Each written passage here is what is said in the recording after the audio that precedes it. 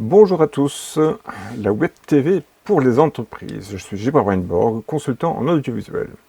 Depuis 2016, je m'intéresse au phénomène de la vidéo sur Internet. À vrai dire, j'y suis confronté depuis 1997, alors que la vidéo sur Internet se présentait dans la taille d'un timbre-poste sur les écrans, autrement dire comme ça. Je me souviens encore d'un discours de Lionel Jospin, qui était alors Premier ministre et qui a été diffusé officiellement et difficilement sur le site internet de Matignon. Aujourd'hui, la vidéo est omniprésente et la crise sanitaire a accentué le phénomène avec la visioconférence. Une entreprise qui aujourd'hui n'utilise pas la vidéo, c'est un peu comme une entreprise sans Internet, sans site Internet. Elle passe à côté d'un outil de promotion et de communication qui a prouvé son efficacité. Le marketing de l'influence a largement prouvé son impact grâce à l'audiovisuel sur Instagram, ou encore TikTok, ou Snapchat. Bon, je ne connais pas trop. En à peine 5 ans, les réseaux sociaux ont démontré la pertinence de la vidéo face à l'image fixe, sans même parler de l'annonce textuelle.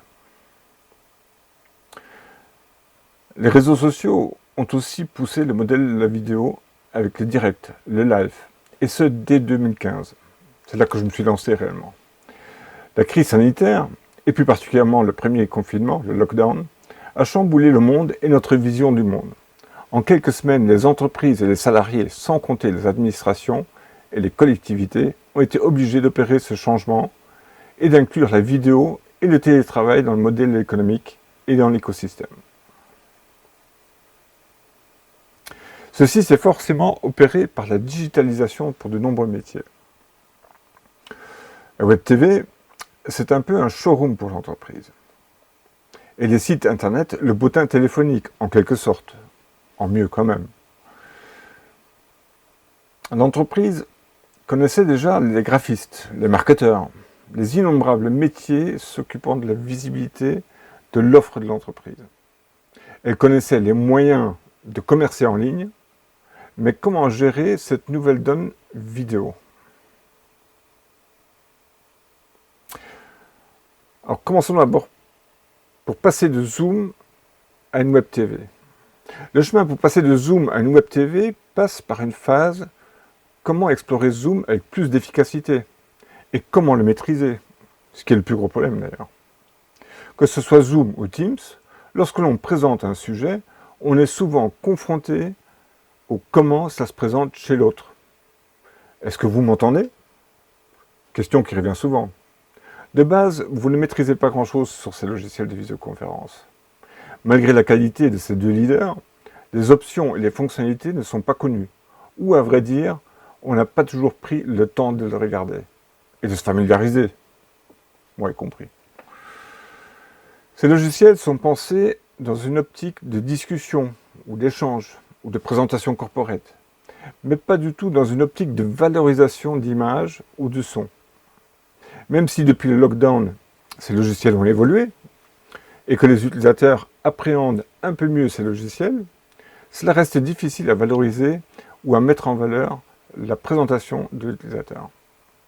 Il manque quelqu'un qui va mettre en valeur la conférence, avec les techniques de l'audiovisuel classique et de la télévision. Alors, dans l'audiovisuel classique, une ou plusieurs personnes font un talk show, ou une présentation, avec une véritable mise en scène, avec de la lumière, du son, des caméras.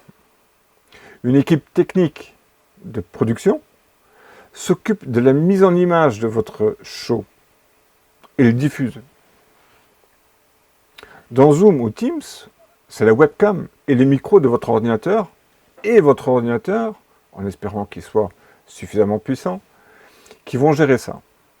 Au quotidien, cela peut sembler suffisant pour tenir des réunions, des visioconférences. Mais qu'en est-il lorsqu'on veut mettre en valeur l'entreprise et ses produits ? Un autre phénomène vient s'ajouter au bout de 2 années de crise sanitaire. La lassitude. Encore une réunion Zoom. Et aucun effet waouh. J'ai souvent entendu, et surtout pendant la période des accalmies sanitaires, cette lassitude. D'une part, les humains, sont faits pour se rencontrer. Rien que cela, c'est un effet waouh aujourd'hui. D'autre part, sur ces réunions virtuelles, c'est un peu le phénomène de saturation qui s'installe. Cependant, il y a des éléments positifs dont vous devriez faire usage. Parler devant une caméra fait partie des soft skills que vous avez probablement acquis pendant le lockdown. On peut regarder ou participer à un moment choisi, que ce soit en VOD ou en live. Vous avez choisi de regarder, sans spécialement vous déplacer. Les experts peuvent participer, même à distance. Ça, on le retrouve également aussi sur Zoom et compagnie. Ces trois phénomènes doivent inciter les entreprises à miser sur la vidéo en direct et la vidéo en général. Alors, avoir une web TV in-house, à la maison, au studio. Il faut distinguer plusieurs types de production vidéo et les évolutions possibles. Passer du tuto à la session de formation. Passer de la simple présentation à l'événement de lancement. Passer d'un Zoom à un talk show similaire à une production de télévision. Passer d'une communication à une chaîne d'information. Et encore, passer de la pub à la communication promotionnelle. Ces différents types de production peuvent se réaliser in-house, mais pas seulement. Ça, j'y reviendrai plus tard, dans une autre session. L'entreprise peut fort bien décider de se lancer avec précaution et modestement, avec seulement quelques milliers d'euros investis pour un peu de matériel audiovisuel. L'entreprise peut aussi décider d'investir d'une façon plus conséquente. Dans les deux cas, ce qui est important est qu'il soit évolutif, que la solution est évolutive, et qu'elle s'inscrive dans une stratégie évolutive. Pour créer cette stratégie, il est important d'évaluer les possibilités de l'entreprise, les ressources humaines, les contenus plausibles, les actions déjà menées, les degrés de satisfaction et d'insatisfaction de vos opérations. Évaluer les actions de la concurrence. Évaluer les actions audiovisuelles de vos confrères et concurrents. Il est donc essentiel de faire cette réflexion commune au sein de l'entreprise et de ses différents services, bien en amont de l'investissement lui-même. Et là, je vais y venir, car à partir de là, on peut vraiment construire sa web TV et formaliser le budget. Voici donc quelques schémas que je vais vous présenter, dont ce premier, qui est en fait le fonctionnement global d'une web TV, dans laquelle vous pouvez voir, d'une part, sur le fond vert, une personne, un petit peu comme moi, là, qui va parler devant une caméra, un cadreur, et puis, vous voyez bien, il y a un lien vers une sorte de routeur pour envoyer le tout vers Internet, vers un site Internet, ou vers YouTube, ou ce qu'on veut. Mais, en réalité, il y a beaucoup de choses qui sont derrière, que je vais vous montrer maintenant. Alors, il y a un premier slide que je vais vous afficher là. Là, vous avez en fait une sorte de mini-studio avec au plafond de la lumière, des acteurs ou des comédiens sur la surface verte. Enfin, il faut dire que les deux sont vertes. Mais bon, sur la surface c'est bien verte. Et puis, autour de cela gravite tout un certain nombre de personnes qui vont travailler pour que cette vidéo se réalise. Alors, je prends le cas du cadreur, évidemment, le caméraman. À côté, sur des deux bouts du plateau, vous voyez et un perchiste pour le son et une personne qui va s'occuper de la lumière. Vous avez le réalisateur, vous avez une autre personne. Ensuite, vous avez la séance de maquillage, de costume, etc. Et puis, tout à fait en bas je vais vous montrer là. Attendez, hop. Je vais vous montrer là. Là, vous avez une personne qui fait la réalisation. Ou dans le cas d'un enregistrement, qui va faire peut-être le montage. Donc tout ceci, fait partie de ce qu'on voit classiquement dans un studio TV. Évidemment, ce n'est pas forcément le vôtre. En général, enfin pas en général, c'est pas vrai. Disons, le premier contact qu'on peut avoir dans un studio TV, ça va être plutôt une solution très simple, très facile d'accès, avec peut-être une webcam, avec peut-être un fond vert, et puis un appareil photo devant dans lequel on s'enregistre. Je dirais, il y a beaucoup de youtubeurs, qui commencent comme ça en fait. C'est une solution, ça coûte même pas 1000 balles, enfin 1000 euros. Tout le monde pourrait le faire. Ça pourrait être même un smartphone. Un smartphone aujourd'hui permet d'enregistrer et de diffuser. Vous faites un live avec votre smartphone. J'en ai fait quelques-uns comme ça avec mon collègue. Les premiers lives qui ont été faits sur Facebook, c'était au smartphone. Pendant 1 heure, on s'est baladé avec les smartphones. Mais l'idée, c'est quand même d'aller plus loin, d'aller vers un studio un peu plus consolidé pour l'entreprise. Et pour ça, il faut oublier la chambre à coucher. Et aller plutôt sur une solution, vous prenez 10 mètres carrés, 20 mètres carrés, vous installez un bureau, vous installez un fond, comme ici sur cet écran-là. Et puis, vous mettez des cadreurs, un petit peu de lumière, un petit peu de son. Ça peut déjà faire l'affaire. Et ça aura quand même déjà l'air un peu plus professionnel, je l'espère. Mais ici, déjà, dans cette image-là, vous voyez, en fait, il y a déjà 2 cadreurs. C'est-à-dire qu'on passe vraiment d'une idée, multi-écran. C'est-à-dire là, ici, j'ai que deux petites webcams, ça ne va pas le faire, mais je pourrais très bien mettre ici, attendez, je vais la mettre, hop, j'ai encore cette deuxième webcam, et là, ça me fait du multicam. Donc tout ça, c'est relativement simple. Et sur le slide suivant, on arrive vraiment sur une constitution, on va dire assez normale d'un studio TV ou un studio web TV.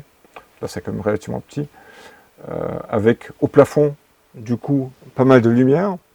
Donc il y a une grille au-dessus qui vous permet d'accrocher les différentes lumières, la lumière, qu'on appelle ça, le floodlight, celle qui va inonder la scène de lumière, et puis plusieurs spots qui vont éclairer le personnage qui va faire la présentation ou qui va parler devant la caméra.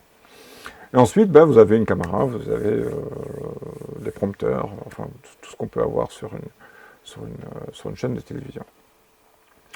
Là, ça reste encore relativement simple, mais vous avez déjà, avec cette installation fixe au plafond, vous avez déjà une solution qui tient la route sur quelques temps et qui vous permet de jouer avec les décors. Là, on n'a pas de décor, mais vous allez voir tout de suite sur un des prochains slides, on va avoir un décor un peu plus important. Ça, c'est une configuration que j'aime particulièrement. Pour les interviews, par exemple, c'est très agréable. Je vais vous la montrer en complet. Donc là, vous avez encore une fois du multicam, c'est-à-dire une caméra pour chacun des intervenants. Et puis, à côté de ça, vous pouvez mettre 1 ou 2 personnes dans les fauteuils, et derrière, soit de mettre un décor, des tableaux, mais aussi des écrans de télévision, ce qui peut être intéressant aussi, notamment quand vous avez des personnes interviewées qui sont à distance ou qui souhaitent intervenir à distance. Là, vous pouvez, par exemple, les présenter à l'écran, tout en jouant un petit peu le divertissement, sans pour autant l'être. Donc ça, c'est, je trouve, une configuration très intéressante, et qui est encore une fois simple. Quelques lumières au plafond, et puis un plateau télé bien délimité, dans lequel il y a une partie présentation, et une partie sur laquelle il y a la partie technique, à savoir les cadreurs, d'autres lumières, des prompteurs peut-être, etc., quoi. Donc ça, c'est une solution que moi j'aime beaucoup, parce qu'elle est agréable en termes de talk show. Après, vous avez une autre solution, c'est dire, tiens, avec mon entreprise, je vais faire une solution d'actualité, sur mon secteur d'activité. Ça, c'est possible dans cette solution-ci, je vais vous la montrer. Donc là, vous avez un grand desk avec un ou plusieurs présentateurs, avec peut-être un grand écran derrière, pourquoi pas un écran LED de bonne qualité. Les lumières toujours au plafond, et puis, encore une fois, le plateau toujours très délimité. Alors, il faut toujours faire attention, il faut avoir suffisamment de profondeur dans un plateau pour ne pas être collé contre le mur ou le fond d'écran. Donc ça, il faut garder la moitié d'espace pour la partie technique et l'autre moitié pour la partie scène, que vous pouvez comme ça utiliser d'une façon efficace. Donc là, vous pouvez, dans ce studio-là, vous pouvez très bien dire, je veux ici vraiment une chaîne d'actualité qui va diffuser sur Internet l'actualité, je ne sais pas, de la mode, par exemple, si vous êtes une entreprise qui vend de l'habillement. C'est vraiment efficace. Et surtout, vous pouvez le faire d'une façon récurrente. Alors dans le slide suivant, je reviens donc sur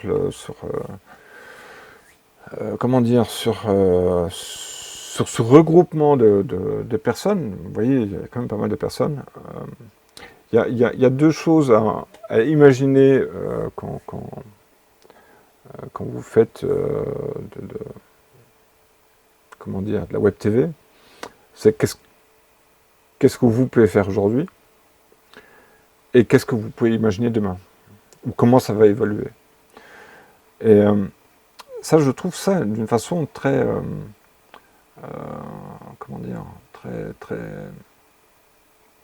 très intéressant, parce que finalement, c'est pas du tout statique pour l'entreprise.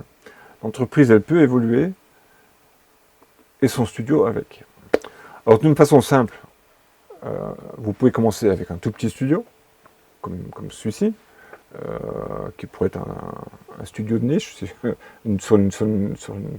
de l'actualité, une présentation des promotions, par exemple, ou de vos nouveautés, ça peut être là-dessus, avec, là aussi, d'une certaine manière, avec intérêt, quand même, l'écran qui peut être derrière, qui peut être pour illustrer, pour habiller,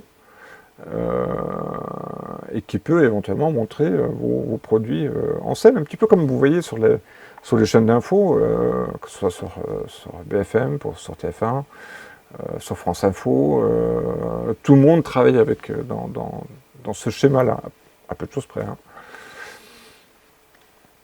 Vous pouvez aussi imaginer avoir avec des écrans à côté de vous. Absolument tout est possible avec quelques mètres carrés. Si vous avez, si vous êtes, enfin moi je vous recommande quand même que vous puissiez être au moins à 2 ou à 3 devant la caméra. Ça permet quand même de jouer un petit peu dans les différentes émissions que vous pourriez proposer avec une certaine régularité. Et du coup, habituer votre public à revenir régulièrement. Et voilà un studio comment il devrait être au final. Et dans lequel vous pouvez quasiment tout faire. Hein. Vous avez aussi bien le studio qu'on a vu au début, je vais essayer de vous retrouver. C'est celui-ci.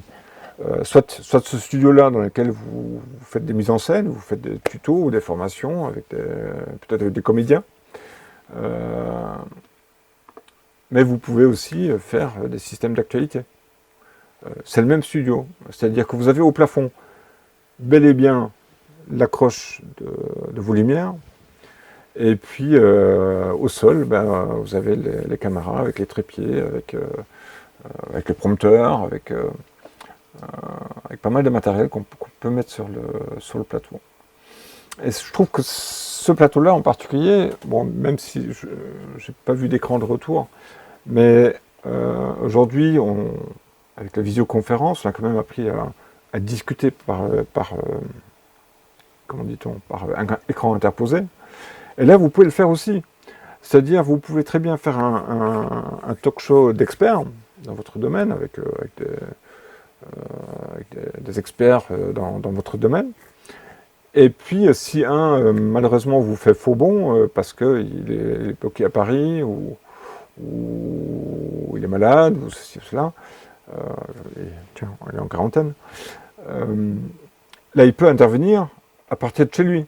C'est-à-dire, vous pouvez dialoguer sur votre plateau, en direct, et ça peut être diffusé, par exemple, sur Internet.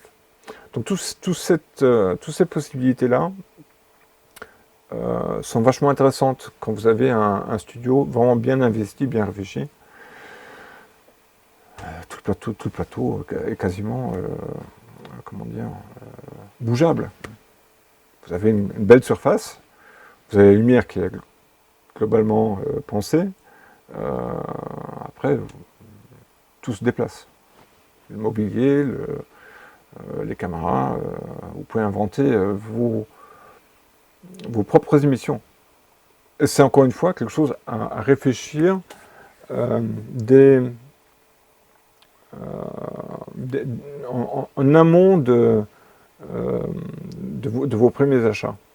C'est-à-dire, on sait pertinemment, rien qu'à travers les youtubeurs, les instagrammeurs et les autres, les influenceurs, on sait que peut-être aujourd'hui vous allez avoir 10 personnes qui vont regarder votre vidéo, votre live. Demain il y en aura peut-être 50, peut-être beaucoup plus. C'est avec la régularité et votre sérieux que viendra en fait le succès de votre web TV.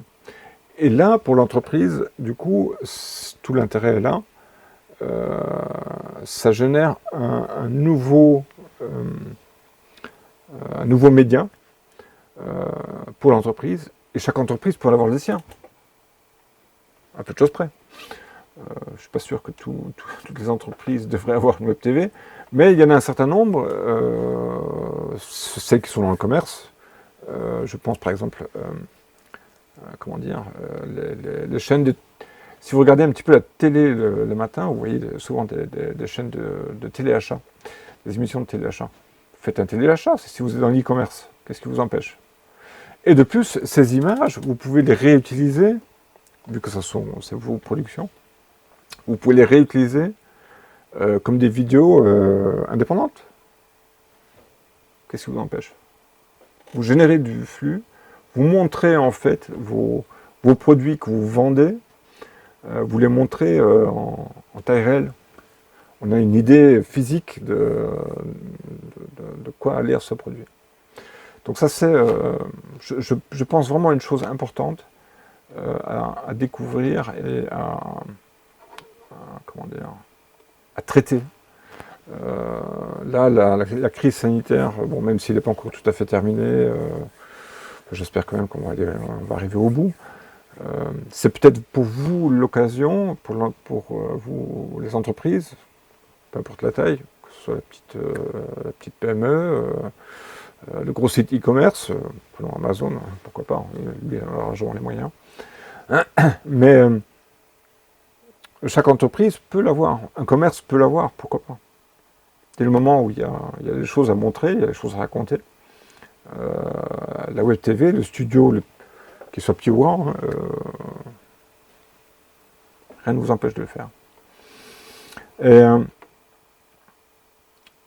je trouve que à travers une solution comme celle-ci, là vous avez quasiment un studio, bon c'est comme un investissement, il ne faut pas se leurrer, mais si vous avez bien réfléchi, si vous avez réfléchi avec vos équipes marketing, avec vos équipes vente, support, avec toutes ces équipes-là, Si vous avez réfléchi un petit peu de ce que vous pouvez mettre en place, à travers les réseaux sociaux, à travers les différentes plateformes de streaming, vous avez une belle solution de vente ou de commerce ou de promotion des valeurs de votre entreprise. Voilà. Moi, j'en ai fini pour aujourd'hui. Je vais revenir la semaine prochaine avec là quelque chose de plus matériel. On va parler un petit peu mélangeur. On va parler un petit peu de l'arrière-boutique, caméra, mélangeur, son, tout ce qui est complexe, ce qui m'a fait peur à l'époque quand je me suis lancé. Passer d'une simple webcam, ce qui est le cas maintenant, hein. Là j'ai deux webcams, passer d'une simple webcam à un système comme celui qui est à droite de mon écran, il y a de la marge, c'est de l'investissement. Mais le résultat en vaut le coup, je l'ai personnellement vécu dans différentes structures. Cette web TV là, je vous la remontre, ça peut être canon. Là, il y a vraiment des choses à faire, mais il faut oser y aller. Faut en avoir les capacités évidemment pour l'investir, mais on peut y aller tranquillement. Pas besoin de le faire sans claquement de doigts. Donc la semaine prochaine, je vais vous parler du matériel, des lumières, des micros, du son, des caméras, parce que là il y a beaucoup de choses à faire. Et pour que votre investissement ne soit pas, comment dire, excessif, il y a peut-être beaucoup de robotique à mettre en place, beaucoup d'informatique. En fait, même si l'audiovisuel c'est un métier vraiment à part, l'informatique joue aujourd'hui un rôle crucial entre la robotique pour les caméras, la robotique pour la lumière, mais aussi pour le son. Et puis avec l'intelligence artificielle dont on voit déjà quelques petites prémices, dont je vais essayer de vous en montrer une. J'ai une petite caméra là qui est très sympathique, qui joue un petit peu de ça, qui se vend comme une multicam, bon ça n'est pas une, mais qui joue un petit peu avec les différents points de vue et qui... J'étais très surpris, franchement. Donc voilà, la semaine prochaine, donc du matos, et puis moi je reviens sur LinkedIn vendredi.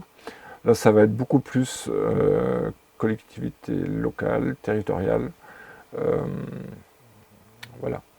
Donc vous pouvez me retrouver sur digitalnewstv.com ou sur weinborg.fr, que ce soit sur LinkedIn, sur YouTube, sur Facebook peut-être un peu moins, mais j'y suis quand même aussi. Donc n'hésitez pas, et puis moi je vous dis à la semaine prochaine avec un petit coup de pub quand même. Il n'y a pas de raison.